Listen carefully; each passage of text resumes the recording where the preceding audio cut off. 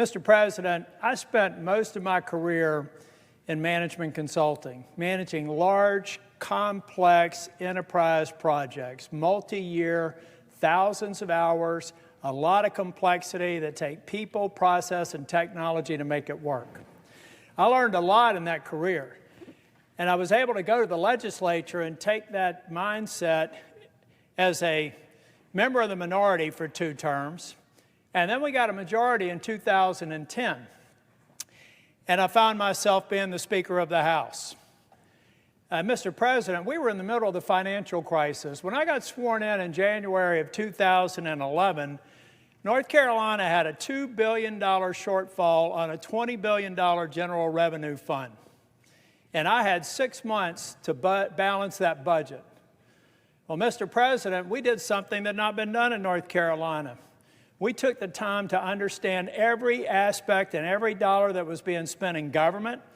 We determined how to cut government in a way that was sustainable. We cut 12% from the university system budget. Not the rate of growth, but the actual spending.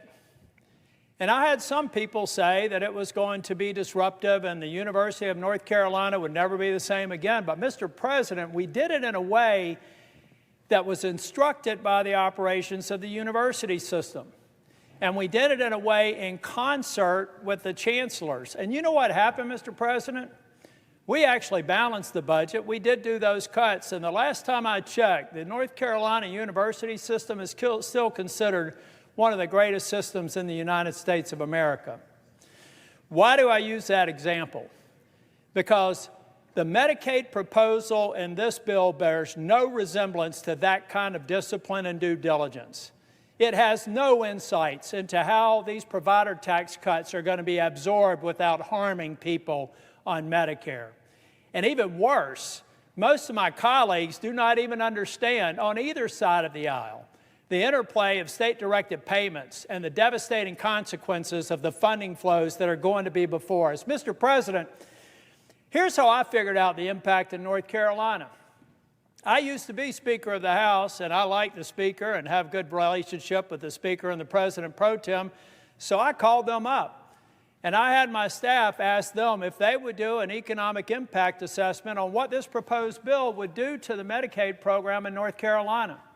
But I didn't want just the view of the Republican partisan staff that reports to the Speaker and the President Pro Tem on how they're going to absorb this bill.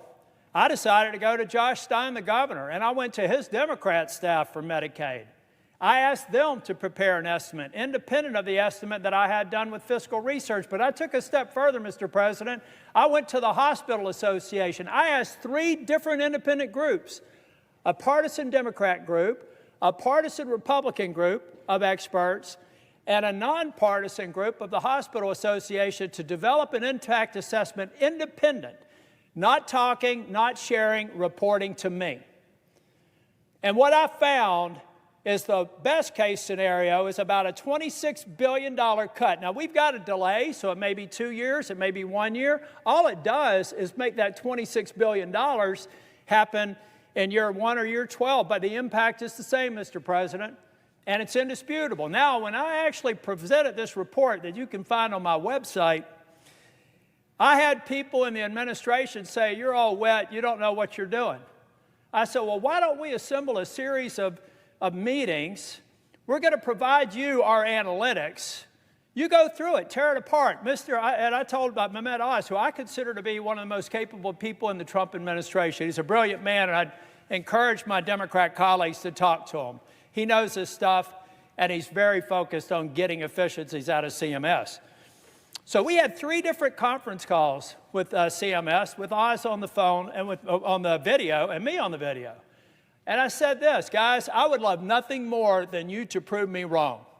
I would love nothing more for you to tell me it's not $26 billion or $30 billion, that it's $2.6 billion or $2 billion or $200 million. But after 3 different attempts for them to discredit our estimates, the day before yesterday, they admitted that we were right. That between the state-directed payments and the cuts scheduled in this bill, there's a reduction of state-directed payments. And then there's the reduction of the provider tax. They can't find a hole in my estimate.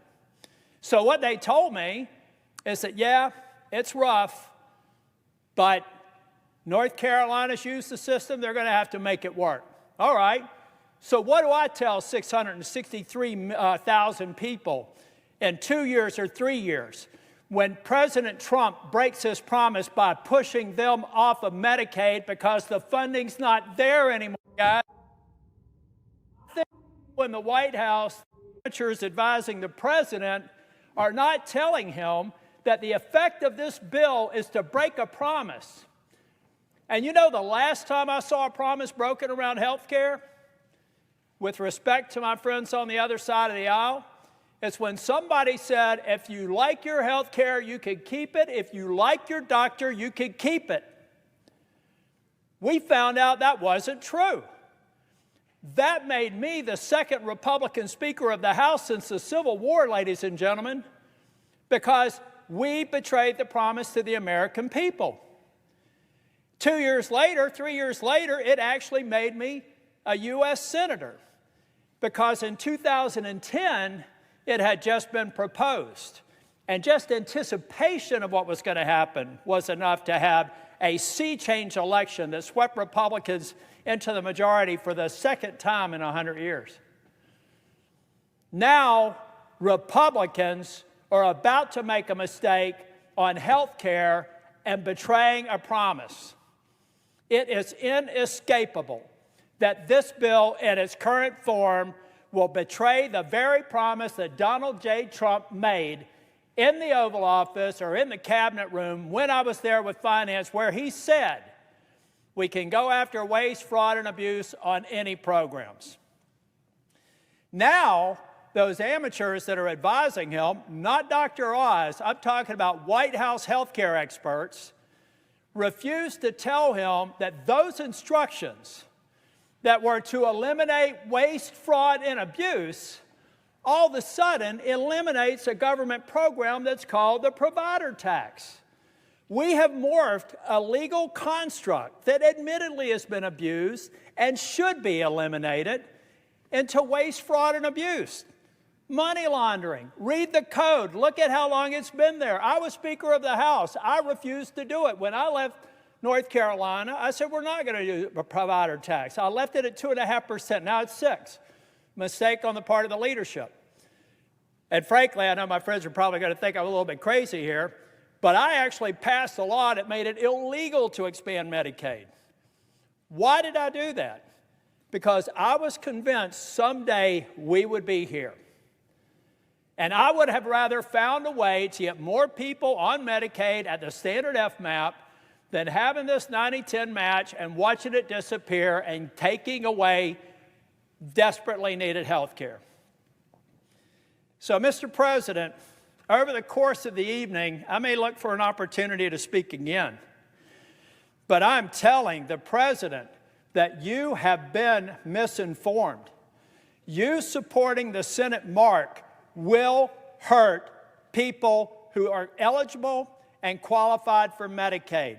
I love the work requirement. I love the other reforms in this bill. They are necessary, and I appreciate the leadership of the House for putting it in there.